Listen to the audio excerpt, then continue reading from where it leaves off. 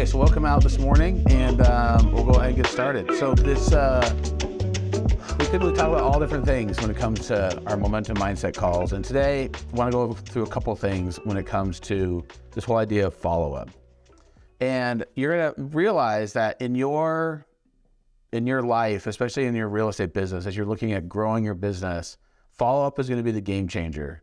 Seriously, follow-up is what sets so many different people apart, and you'll find that people are dramatically more successful as they're able to create different processes and systems and be able to set things up to be able to be better at follow-up.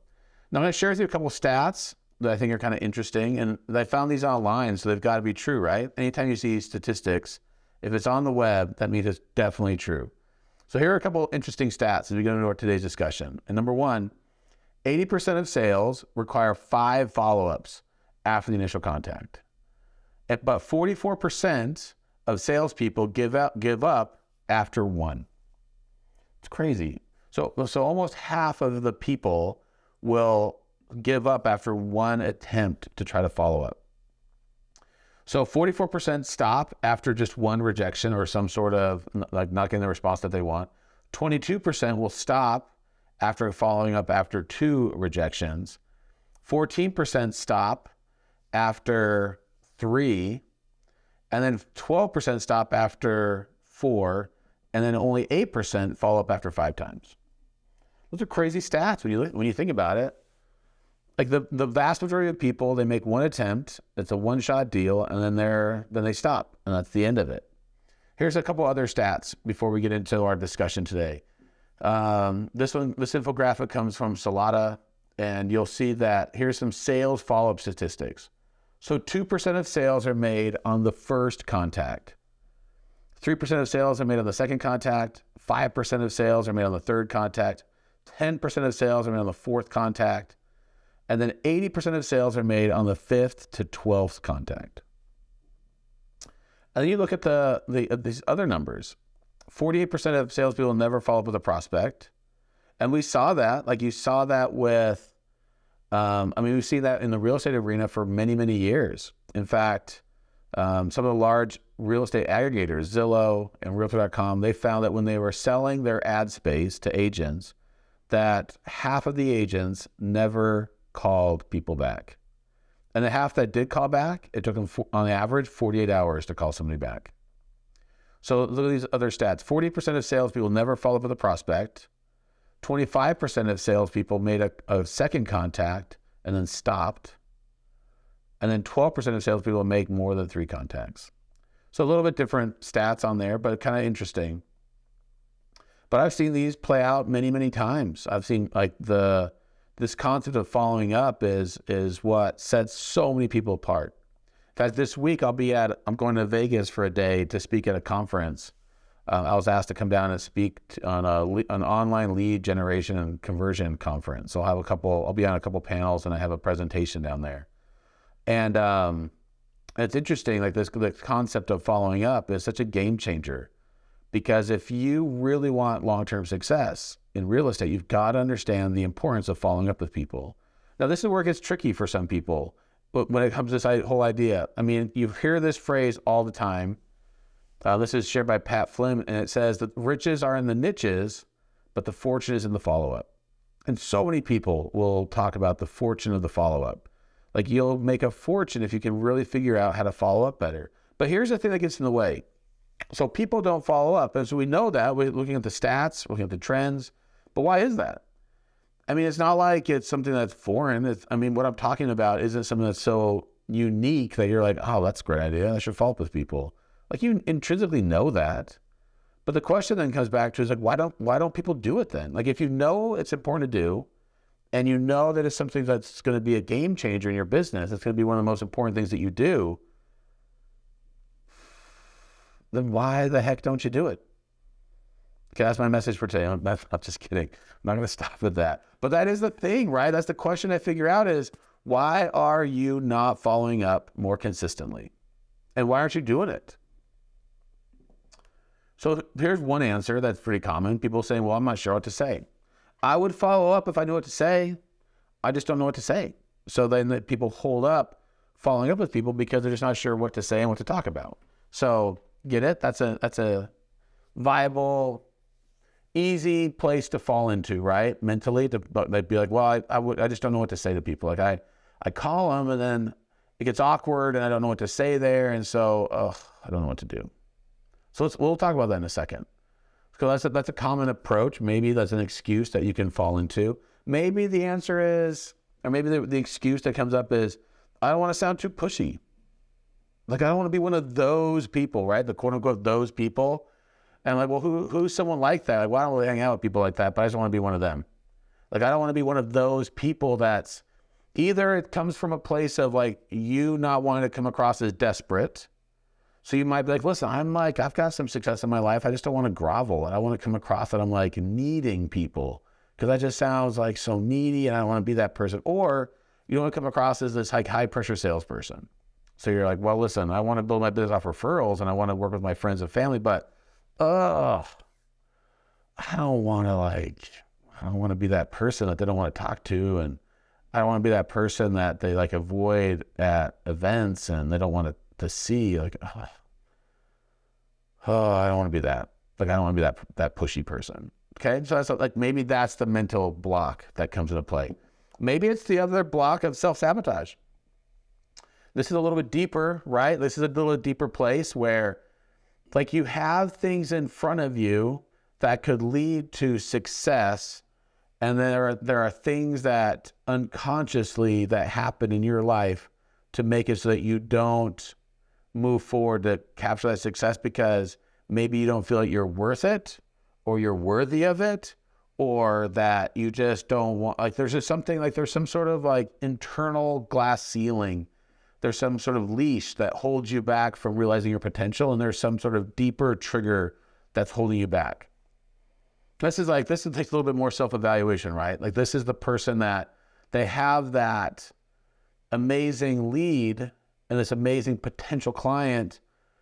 And they're like, I don't know what to do. I don't want to call them. I don't want to mess this up. And so the fear of messing it up makes it so they don't do anything about it, which will inherently become a no, because if you never follow up with someone, it's going to be naturally a no. But then you're like feeling, well, I mean, they're not working with me because at least I followed up with them, maybe that would have been the thing that could have been the difference. I don't know. Like that's just something to kind of look in your own life and your business to see if you have like opportunities that sit there that kind of like are waiting for you, maybe hold you back. All right. I would say that for many people, the issue that we run into is that we move too fast. I think this is a challenge for a lot of new agents or newer agents or people who are getting back in and they're trying to ramp their business back up. Like they get to this place where they either need work to happen or they need to start to make money, or there becomes this like urgency that's internal for us as real estate professionals. And so we need people to move along in this process. And so sometimes we move the relationship faster. And sometimes it's like maybe even like our approach is that we're trying to help them out. Like, I mean, maybe our thought is like, I'm trying to like help them, but we come across as like too pushy in this process and we're moving along the process too fast. And I would say that what happens more than often is like we have a little bit more clear direction and a little bit of clarity around what the next possible steps are. And our clients aren't ready to take those steps yet, but we're ready for them to take those steps. Like we're ready for them to do what they need to do, but they're just not ready to do that. And so there becomes this adversarial challenge of us trying to move them along and they're not quite ready to do that yet. I would say one of the things that gets in the way is in our language. And the thing to keep in mind is that in our language, it's never about us. And so this is a pattern that I see a lot with real estate agents when they're talking to prospective clients, is we talk to them about, we begin conversations with I, or we begin conversations with talking about what our positioning is in this process. So we'll say something along the lines of like, hey, I just want to check in with you, or hey, I want to see, like, so it's all about us, about this process. And what I would do is I would have you reframe those phrases to make sure that our focus is always on them. So if you're in your communication with clientele and you're talking and you look at a text that you're sending to a lead, or you're sending something off to someone and you're beginning all your sentences with I, hi, this is who I am, this is what I do, this is where, and it's all about you. The thought to keep in mind and the trigger that I would give you, or the response I would have you at least internally to look at, would be to say, they don't care who you are. I mean, I'm trying to be nice about this, but honestly, they don't care. They don't. Especially if you're looking at an online lead and an online prospects that are coming in, they could care less who you are, who you work for. They don't care about any of that stuff. And what becomes interesting is, like, too often we lead off with all this stuff. So when someone answers like, hi, I'm so-and-so, and and it just, like, it throws the whole cadence off. So I would challenge you to reframe that. And so the first part is to be compelling. So if you're reaching out to someone and you have a lead, so I got the online lead came through the other day. I had an ad up on online, and this person responded to it. And so the natural approach would be for me to call and say, hey, this is my name, this is the brokerage I'm with. Like, I'm trying to do all the things to identify, right? Like, that's the process to begin. I think you guys shift it. The approach needs to be something that's more compelling. So when I began my approach, so I called, the person didn't answer, but I'm not going to leave a voicemail, because that now puts something on them to have to respond to. And I think, who wants to call somebody back? I guarantee you, for many of you on this call right now, you have voicemails that are on your phone right now that you have not responded to yet. They're sitting there, you're like, I'll get to it. Like, I'll call that person back. But there's like a weight around it, and you don't want to have to call somebody back. So don't put that, it's like this weird game of hot potato we're trying to pass. It's not hot potato. It's like tennis, and we've like hit the ball across the court, and now we have to make them hit it back.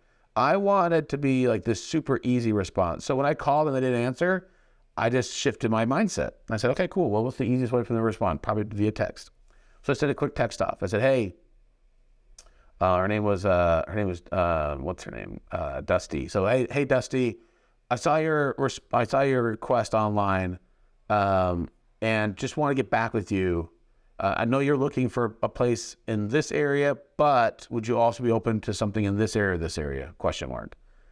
And then I said, I actually work in the area. And then I kind of went into like a little descriptive thing about who I was a little bit after, but just like a quick thing that I could ask, because I was trying to create some sort of engagement. And I was trying to be compelling in the sense that if I'm asking questions about other areas, it appears that I might have information about other areas. When you're looking at following up, because we're going to talk about lead conversion in our masterminds this month. Like, we're talking about that in PG today. We'll talk about that in Pleasant View later on in the month. The key thing is the approach that I would give you when you're following up with people is to think of yourself as a doctor checking people's temperatures. That's all you're doing. So the mindset is, as you're going around and you look at your leads, or you're looking at your potential prospects, or the people you're checking in with, or the potential people in your clientele base, and you have all these different people that you, quote unquote, should be following up with, the approach is, how can I just check in with them to see where they're at in the process?